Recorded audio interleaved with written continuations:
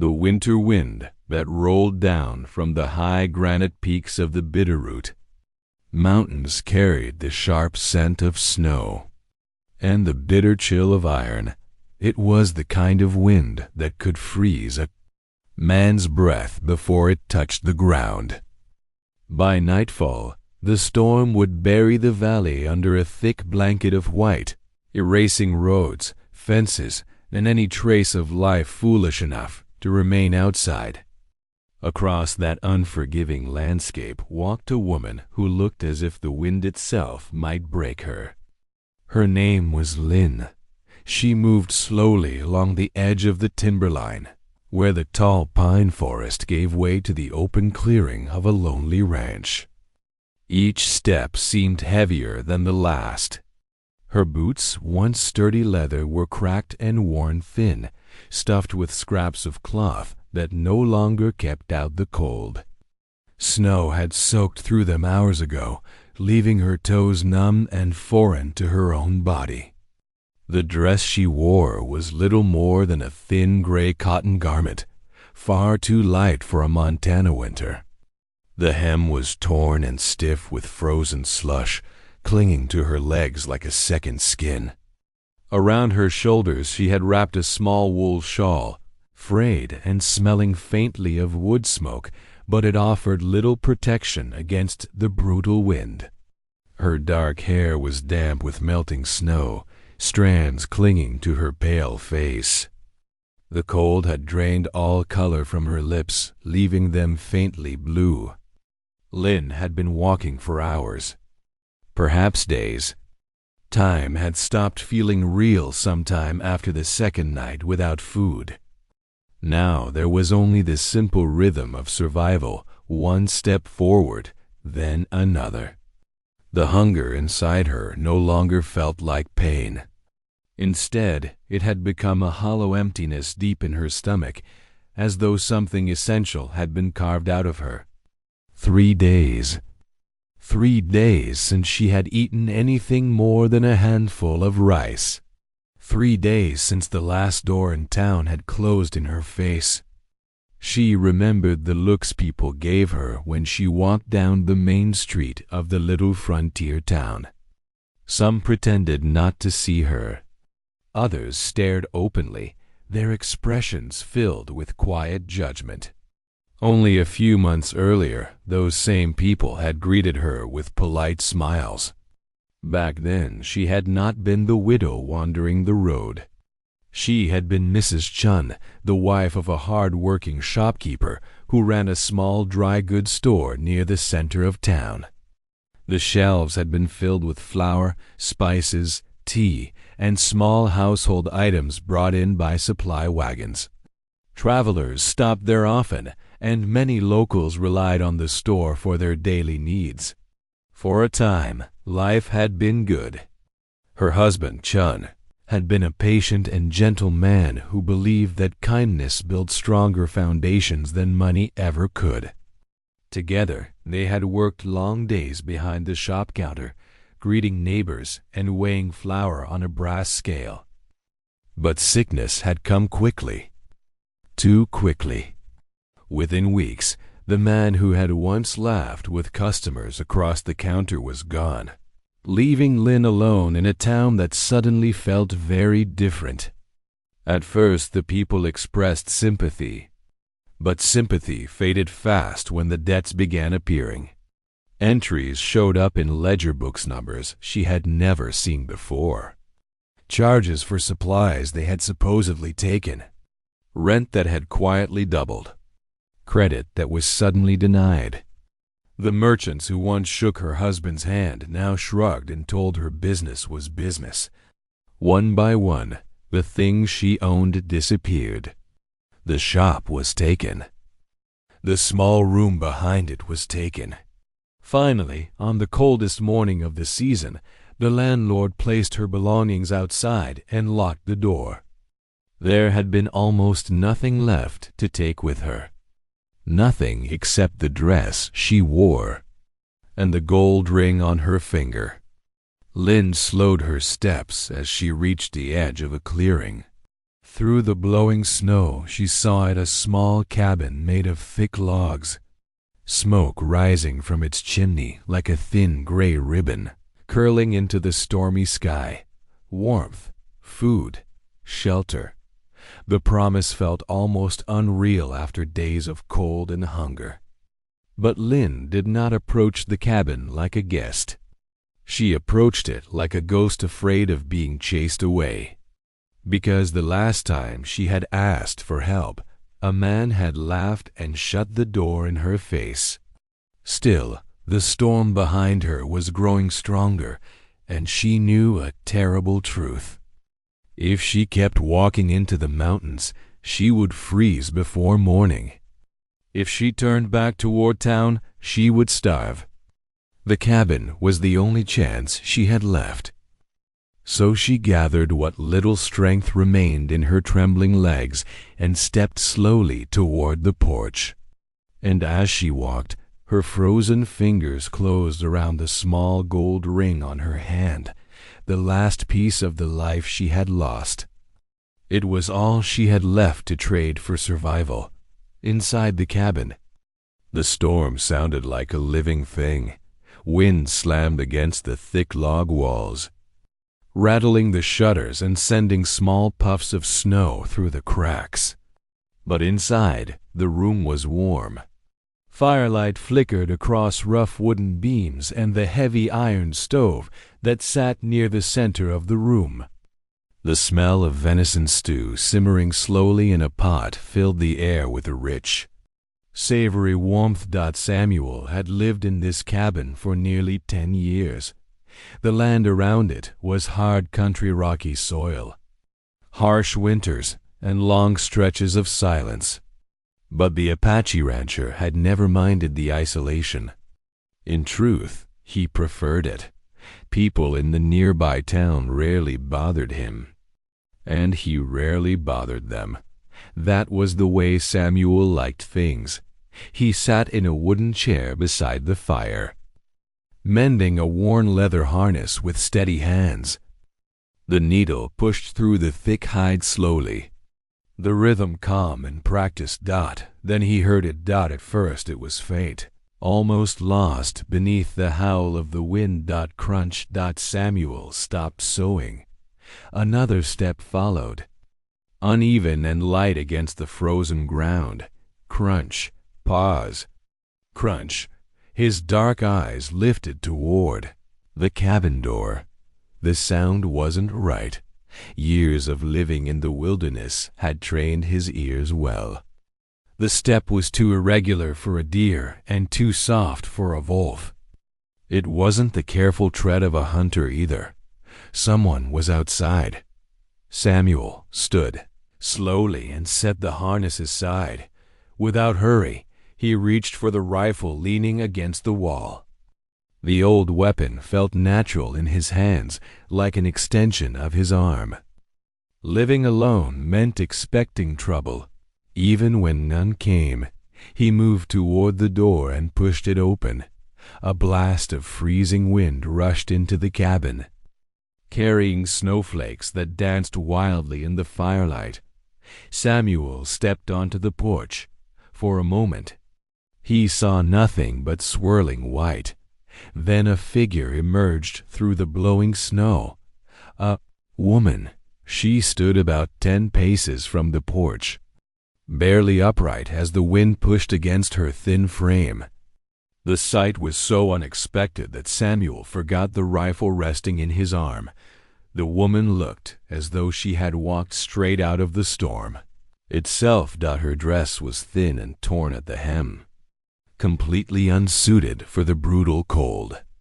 Snow clung to the cloth and to her dark hair, which hung damp against her pale face. She was trembling, not the small shiver of someone who had been outside too long, but a violent shaking that seemed to rattle her entire body. Samuel studied her carefully. She looked fragile enough that a strong gust of wind might knock her down. Yet there was something in her posture, a stubbornness in the way she held herself upright, that caught his attention. She was still fighting to remain standing. Slowly, Samuel lowered the rifle.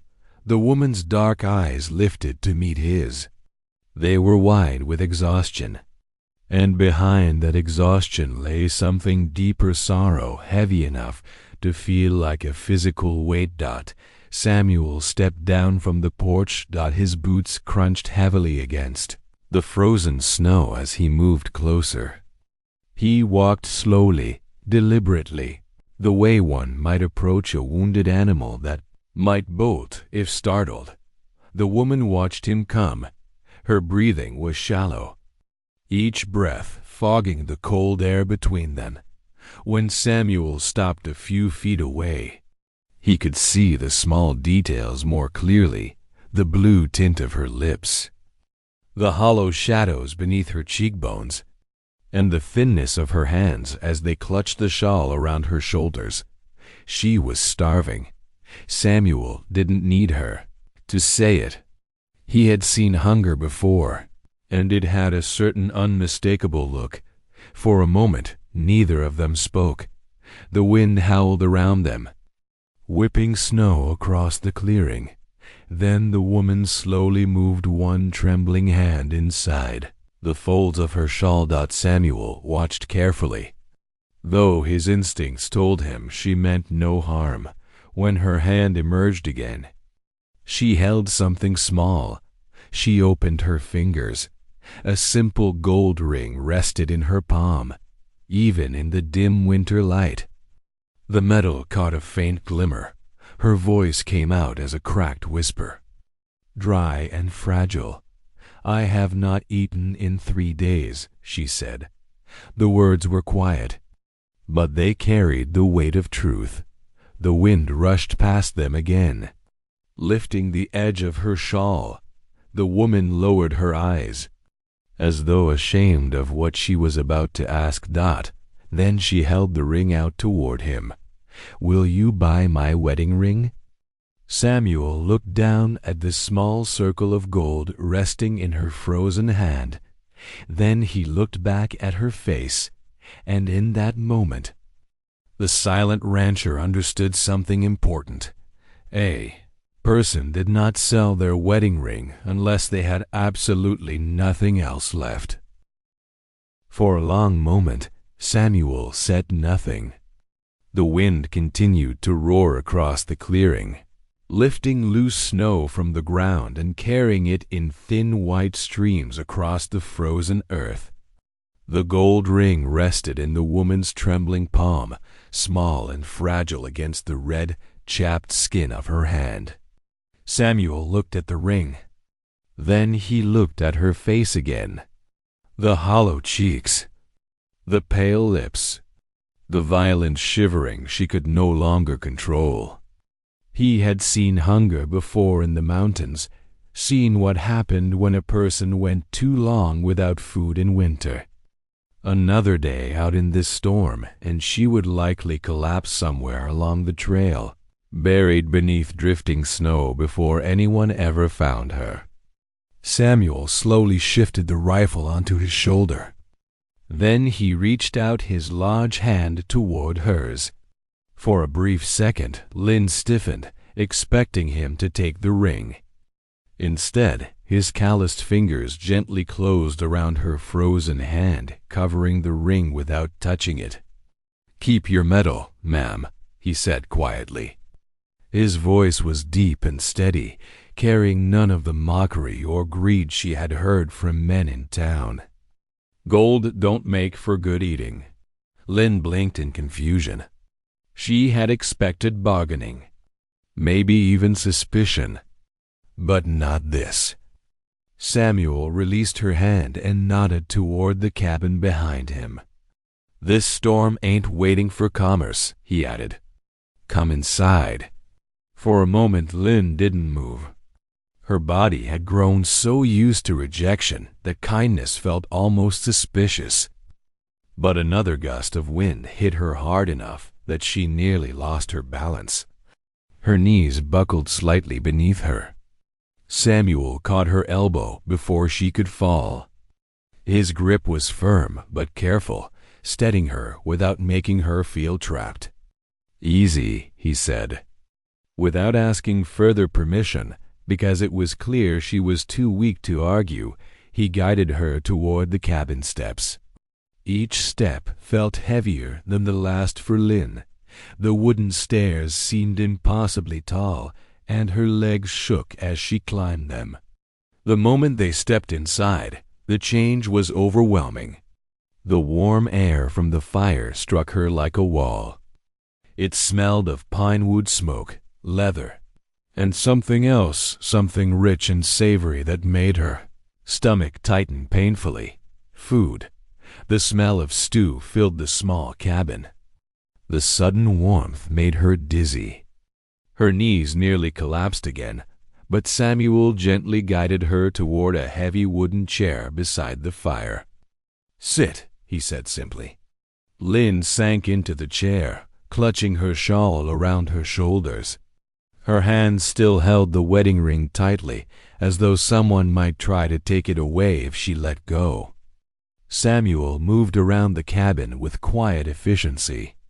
He hung his coat on a wooden peg, leaned the rifle against the wall, and stepped toward the iron pot suspended over the fire. The stew inside bubbled slowly. Steam rose in thick clouds, carrying the scent of venison and root vegetables. Samuel grabbed a wooden bowl from a nearby shelf and ladled a generous portion of stew into it. Then he cut a thick slice of dark bread and placed both on the small table in front of Lynn. For a moment, she only stared at the food.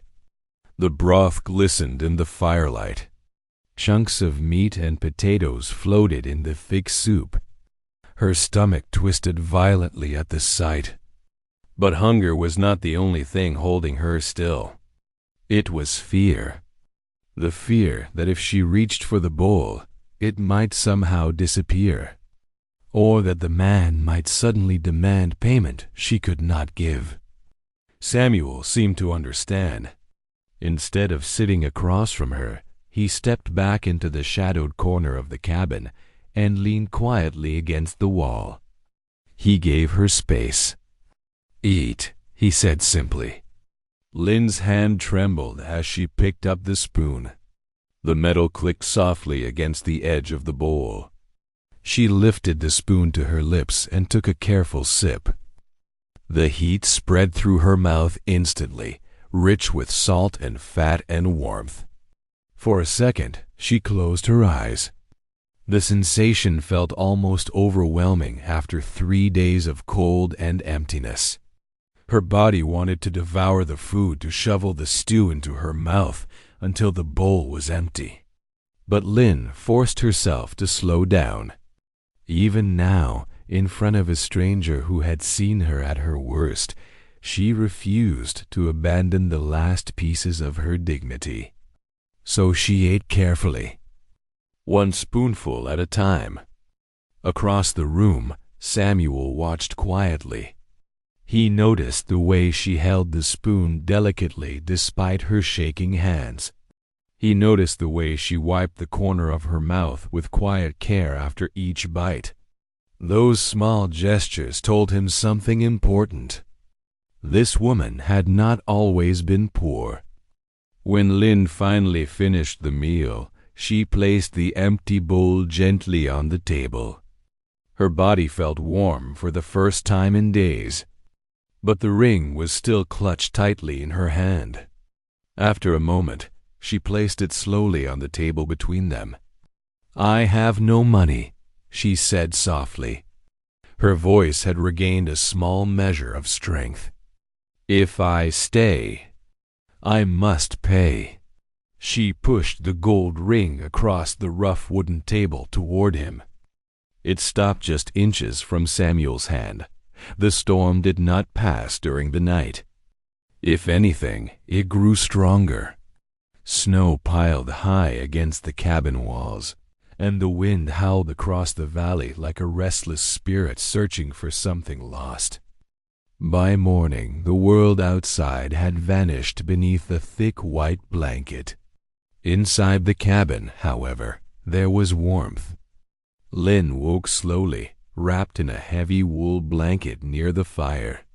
For a moment, she did not know where she was.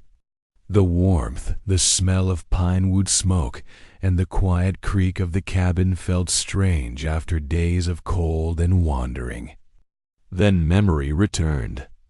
The storm, the long walk, the ring in her hand, and the silent Apache rancher who had opened his door instead of turning her away. She sat up carefully, her body stiff from exhaustion. Across the room, Samuel stood beside the cast-iron stove, pouring hot water into a tin coffee pot. The rich, bitter smell of coffee filled the cabin. He noticed she was awake but said nothing. Instead, he simply nodded toward a mug waiting on the table. It was a small gesture, but it spoke clearly enough. Lynn approached the table slowly, wrapping the blanket around her shoulders as she sat down. The warmth of the coffee seeped into her hands as she lifted the mug. For the first time in days, she felt something close to human again. But the feeling didn't last long. A heavy silence filled the cabin, broken only by the crackling fire and the distant whistle of wind outside. Lynn hated the silence. It reminded her that she was a stranger here, someone living on the kindness of a man who owed her nothing. The thought made her uncomfortable. So she stood and looked around the cabin. A broom leaned against the wall near the door. Without asking, she picked it up and began sweeping the floorboards. Samuel looked up from the leather harness he was repairing. The floor was already clean. He watched her for a moment, noticing the stiffness in her movements and the way her hands still trembled from weakness. Finally, he spoke. "Sit." The word was quiet but firm. Lynn paused. "You ain't got the strength for chores," he added, returning his attention to the harness. "Floor don't need sweeping." Embarrassed, Lynn set the broom back in its place and returned to the chair by the fire. Her hands folded awkwardly in her lap. The ring was still on her finger. She twisted it slowly, staring at the small circle of gold. It was the last thing she had left of Chun, the last proof that her life before the storm had been real. She wondered again if she should sell it to Samuel anyway, even if he refused to take it. Living here without paying felt like a debt she could not bear. The quiet stretched between them again. Then suddenly the silence shattered. From somewhere beyond the snow-covered valley came the clear sound of sleigh bells. Lynn froze. The cheerful jingle echoed faintly through the storm. Horses followed, the heavy snorting of animals and the scraping sound of sleigh runners moving over packed snow. Visitors. Fear shot through Lynn's chest like ice. She stood abruptly, her heart racing. The sound was coming closer. Samuel didn't seem surprised. He calmly placed the harness on the table and rose to his full height. His eyes moved toward the rifle, leaning beside the door, though he didn't reach for it yet. A loud knock suddenly struck the cabin door. The wood shook beneath the heavy fist. Before Samuel could respond, a voice called out from the other side. "Samuel, you in there?" The voice was loud, confident, and painfully familiar. Lynn's blood drained from her face. She knew that voice. It belonged to Mr. Holloway, the town merchant. The very man who had turned her away when she begged for credit. The man who had sneered at her broken English and ordered her out of the shop she once owned. Panic filled her chest. If Holloway saw her here, he would drag her back to town and humiliate her again in front of everyone. Desperate, Lynn looked around the small cabin for somewhere to hide. But there was nowhere. The room was too small. The door opened before she could move. Cold air rushed inside as Samuel stepped aside just enough to reveal the visitors. Holloway stood in the doorway wrapped in a thick buffalo coat, his cheeks red from the cold. Behind him sat two other men in a sleigh, watching the cabin with curious eyes.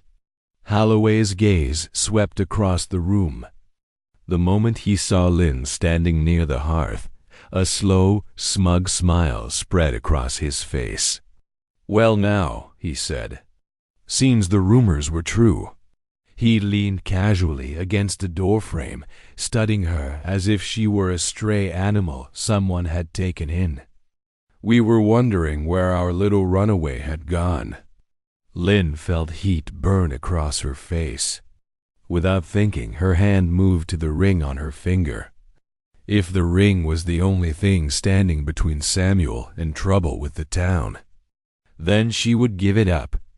Slowly, she began to slide. Lynn's fingers trembled as she tried to pull the ring from her hand.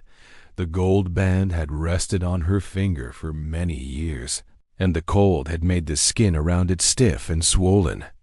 Still, she forced it slowly over her knuckle, desperate to end the humiliation that had followed her even into the mountains. "I will pay," she whispered, her voice shaking. "I have the ring." But before the ring could slip free, Samuel moved. His hand reached out quickly, not to take the gold, but to gently push her hand back down to her side. The gesture was calm, almost effortless.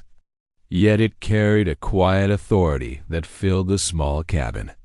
"She ain't got no debts that concern you," Samuel said. His voice was low and steady. He had not raised it. Yet something in his tone made the air feel heavier. Holloway frowned, clearly annoyed by the interruption. "Now hold on a moment," the merchant replied, his voice sharp with irritation. "That woman owes money in town. She stayed in a rented room for weeks without paying. She took supplies on credit. That ring belongs to the ledger until the debt is settled." Samuel took one slow step forward. The movement forced Holloway to shift backward slightly on the porch. Though the merchant tried to hide the reaction, "You turned her out in a blizzard," Samuel said quietly. The words were not an accusation shouted in anger. They were spoken as a simple fact. "And now you ride all the way up here to collect a debt from a starving woman." Behind Holloway, the two men sitting in the sleigh exchanged uneasy glances. The wind tugged at their coats as the horses snorted impatiently in the cold. Holloway's face turned red, not from the weather this time, but from embarrassment. "I have rights," he insisted. "Business is business. If she owes money, the law says she pays." Samuel's eyes drifted briefly toward the rifle leaning just inside the cabin door. He still hadn't touched it, but the silent presence of the weapon spoke loudly. "Enough. If there's a debt here," Samuel said slowly, "it's the town that owes it." The words settled heavily in the cold air. For a moment, no one spoke. Holloway looked past Samuel again, staring at Lynn. She stood near the hearth, her shawl wrapped tightly around her shoulders. The ring still clutched in her hand, but now she wasn't stepping forward to offer it any more. Samuel's shadow stood between them. The merchant studied the main cushioned between them. The merchant studied between them.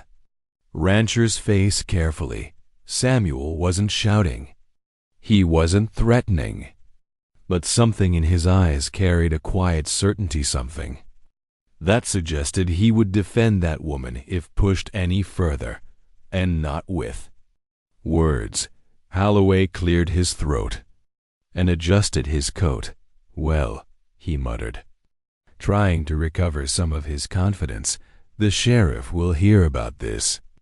Samuel didn't respond. He simply stood there, broad shoulders filling the doorway, waiting. Another gust of wind blew snow across the porch, and the horses stamped their hooves impatiently. Finally, Holloway stepped backward down the wooden steps. "This isn't finished," he added weakly, but even as he spoke, he was already climbing back into the sleigh.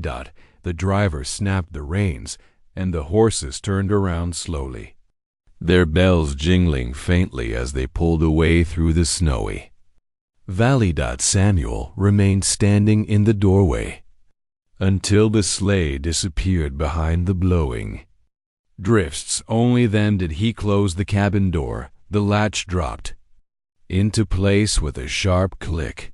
Inside, the sudden silence felt enormous. Lynn had not moved. Tears streamed silently down her face, though she had not realized when they began. Her body still trembled, not from the cold this time, but from the overwhelming rush of relief and humiliation mixed together. Samuel turned back toward the fire. He stirred the glowing embers with a metal poker, sending sparks swirling up the chimney. "Why?" Lynn asked softly. The word was barely more than a breath. "They will speak badly of you," she continued. "They will say you hide a woman with debts." Samuel shrugged slightly, his back still turned toward her. "Let them speak," he said. His voice sounded rough, but not angry. "Words don't freeze you. Words don't starve you." He paused for a moment, watching the fire settle again. Then he looked back at her. "You kept that ring when you were starving," he said quietly. His eyes moved briefly to the gold band in her trembling hand. "That tells me something about the kind of woman you are." Lynn lowered her eyes. Her voice shook as she finally began to speak again. She told him about her husband, Chun, the man who had once run the little shop in town. She described the smell of spices and tea that filled their store every morning, and the way customers used to greet them with smiles. Then she told him about the sickness, how it had taken Chun quickly, leaving her alone with a business she struggled to run. After his death, everything changed. The friendly neighbors became distant. The merchants started writing strange numbers into their ledger books. Prices doubled. Debts appeared that she had never owed. Each week something else was taken from her. The shop, the supplies, the small room behind the store, until all that remained was the dress on her back and the ring on her finger. When she finished speaking, the cabin fell silent again. Samuel listened without interrupting once. Finally, he leaned back in his chair and spoke in a slow, thoughtful voice. "A wolf don't apologize for surviving the winter," he said. His eyes met hers across the firelight. "And a woman don't owe anyone for the right to breathe." Then he nodded toward the window, where the storm still raged outside. "You ain't going back there," he said simply. The statement sounded less like an offer and more like a decision already made. "You stay here," he continued. "If your hands are willing to work, there's plenty to do on this ranch." His gaze flicked once more to the ring. "But you won't be buying your life with gold." The storm finally broke sometime before dawn. The violent wind that had battered the cabin for 2 days disappeared almost suddenly, leaving behind a silence so deep that it woke both Samuel and Lynn from their sleep. The world outside no longer roared with fury. Instead, An eerie stillness settled across the valley. When morning light finally seeped through the cabin shutters. It was pale and soft, reflecting off something far brighter than before. Snow. Feet of it. Lynn stepped outside a short while later, pulling the heavy wool coat Samuel had quietly handed her. The coat was far too large for her, its sleeves covering half her hands. But the warmth it provided felt like armor against the sharp mountain air. The moment she stepped onto the porch, she stopped in amazement. The entire valley had been transformed. The storm had buried everything beneath the flawless blanket of white. The muddy trails and broken fences that once marked the land had vanished completely. Snow stretched in every direction, untouched and glowing beneath the rising sun. Ice crystals clung to the branches of the pine trees like tiny diamonds, sparkling in the cold morning light. It was beautiful, but more importantly, it meant something else. The road to town had disappeared. The world that had rejected her, the cruel merchants, the whispered insults, the accusing stares, was now cut off by miles of impassable snow.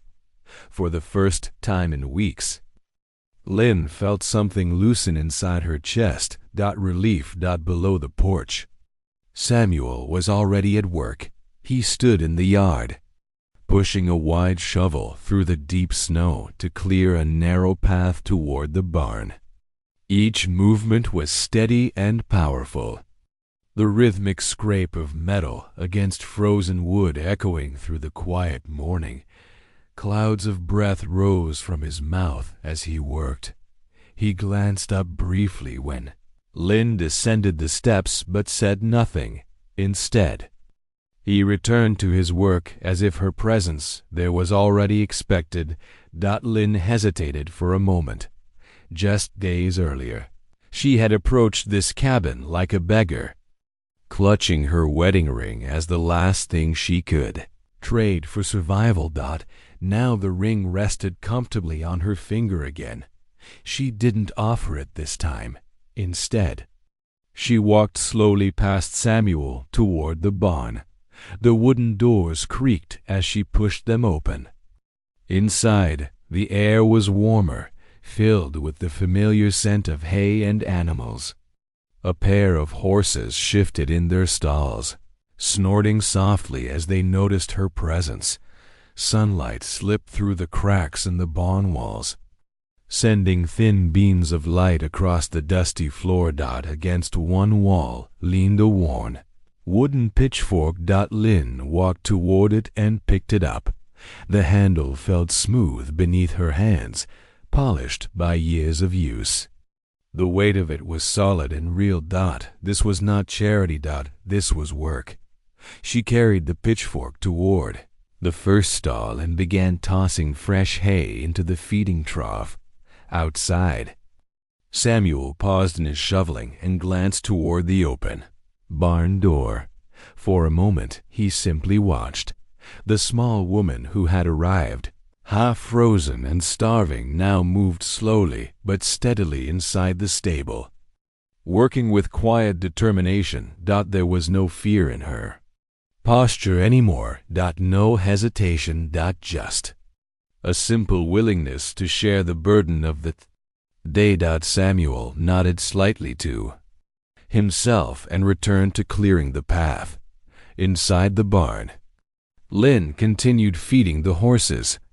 As she lifted another bundle of hay, a beam of sunlight caught the gold band on her finger. The ring flashed brightly for a moment, not as a piece of currency anymore, not as something to sell, but as a reminder of the life she had lost, and the strength that had carried her through the storm. Outside, the valley remained silent beneath its blanket of snow. Samuel shoveled. Lynn worked inside the barn. Two lonely souls, moving through the quiet morning in separate rhythms. Neither spoke, yet something had already changed between Them. There were no debts here. No bargains. Only the quiet. Understanding that both of them had survived the storm, and that sometimes survival itself was enough to begin again.